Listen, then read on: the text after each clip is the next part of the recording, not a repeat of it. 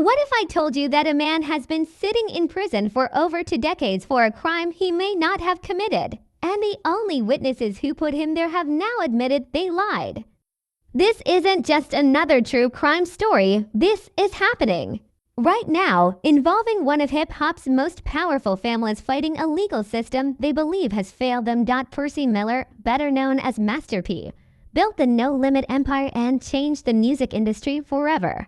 Now he's fighting the biggest battle of his life, not for record sales or business deals, but to save his younger brother from what he calls a grave injustice that has stolen over 20 years of his life. Corey Miller, known as C Murder from the legendary true rap group, has been locked in Louisiana State Penitentiary since 2003, convicted of murdering 16-year-old Steve Thomas at the Platinum Club. But this story is far more complicated than it first appeared. And that's exactly why Master P refuses to give up. In September 2003, a jury found C Murder guilty of second-degree murder, sentencing him to life without parole. The prosecution built their case around witness testimony, placing him as the shooter. Justice seemed served until the conviction was overturned by a judge, giving him a second chance at freedom. But in 2009, during his retrial, another jury found him guilty again with a 10-2 split verdict. 10 jurors believed he was guilty while they had reasonable doubt.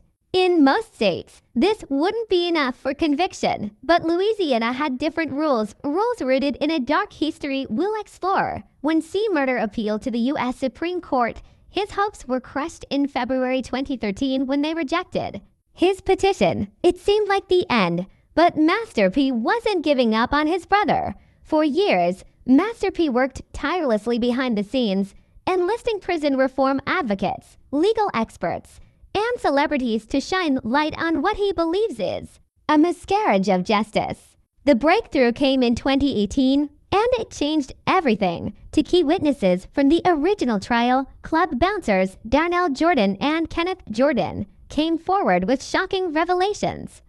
These men, whose testimony was crucial in C Murder's conviction, publicly recanted their statements. But their reasons were even more disturbing than anyone imagined. Both Jordan brothers claimed law enforcement officials pressured them to implicate C Murder. They alleged they were coerced into providing false testimony. Think about that. The two people whose words sent a man to prison for life now say they lied because police forced them to. This revelation sent shockwaves through the legal community and gave Master P renewed hope. With key witnesses recanting and claiming police coercion, the entire foundation of the case began crumbling. Yet even with this new evidence, the legal system moved slowly and C Murder remained behind bars. Master P used the 2025 Juneteenth holiday as a powerful platform for his most public plea yet. On Instagram, he wrote about Juneteenth marking the end of slavery, drawing parallels between historical injustice and what he sees as ongoing injustice his brother faces today. His message was clear and emotional. My brother, Corey Miller, is an innocent man that has been fighting for his life and dealing with injustice for over 2 decades. Imagine watching your brother waste away in prison for 20 years, believing in his innocence but feeling powerless to help. Master P directed his plea to President Trump and Louisiana Governor Jeff Landry, asking them to review the real evidence and do what's right. However, Trump actually cannot pardon C Murder because he's serving a state sentence, not federal, highlighting the complexity of our legal system. The Instagram post included footage from a 2018 rally at Xavier University, where Master P stood with his brother Silk the Shocker, telling supporters, "He's an innocent man. They have no more witnesses." Both witnesses have already recanted their statements, but here's where the story gets even more compelling. In a phone call with Willie D, C Murder explained his main legal complaint, the 10-2 jury split. He called it the old Jim Crow racist law that started way back and is still in effect only in Louisiana. This law has roots in the post-Reconstruction era, designed to diminish black jurors' power.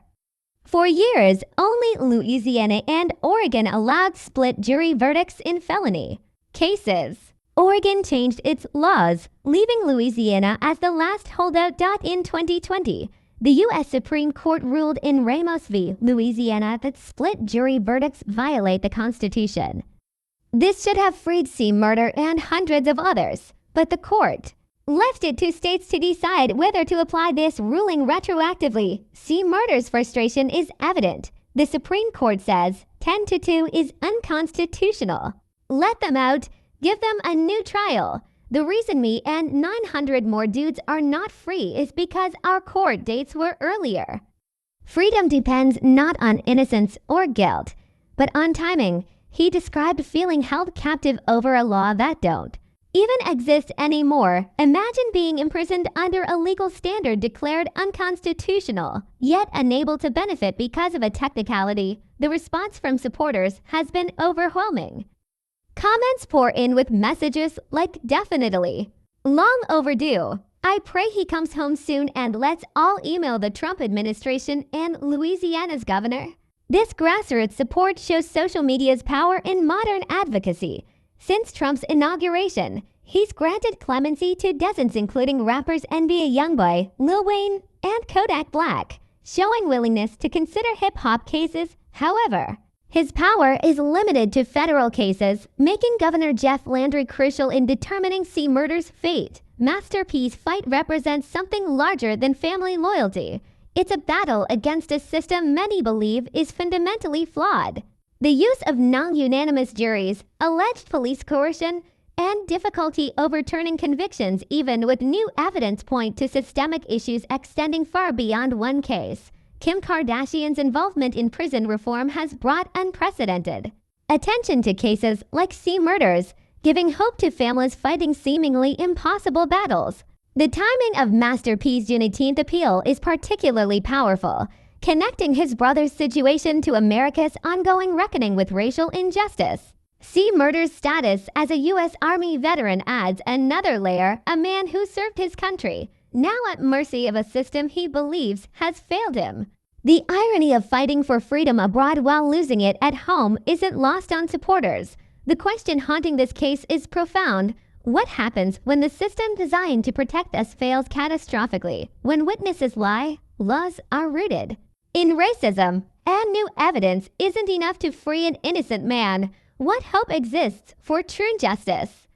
Master P's unwavering dedication shows that sometimes hope is all we have. Sometimes love for family and belief in justice is enough to keep fighting. Impossible odds. With witnesses having recanted, legal precedent against split jury verdicts established, and growing public support, there may finally be light at the end of this tunnel. Whether that light leads to freedom remains to be seen. But one thing is certain, Master P will never stop fighting for his brother.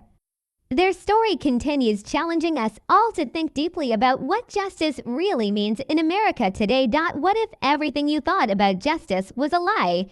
Imagine your brother sitting in a prison cell for over 20 years convicted of a murder he swears he didn't commit. Now imagine the very witnesses who sealed his fate standing up to say, "We lied. The police made us do it." Sounds like a movie, right? But this is no fiction. This is real life, and it's happening to one of hip-hop's most iconic families. Master P, the man who built the No Limit empire and redefined independent rap, is now locked in the ultimate battle, not in the studio or boardroom, but inside a courtroom. He's fighting for the freedom of his younger brother, Corey Miller, better known as C. Murder, who's been buried alive in Louisiana's toughest prison since 2003. But the case that put him there is crumbling. To key witnesses have recanted, claiming police coercion. Even the lie used to convict him has since been ruled unconstitutional. So why is C. Murder still behind bars? This is more than a tragic story. It's a wake-up call about broken systems, racist laws, and the long, painful road to justice. Then, a country that claims to value truth and freedom. What happens when those very principles are denied even when the truth finally comes out? This story will leave you questioning everything.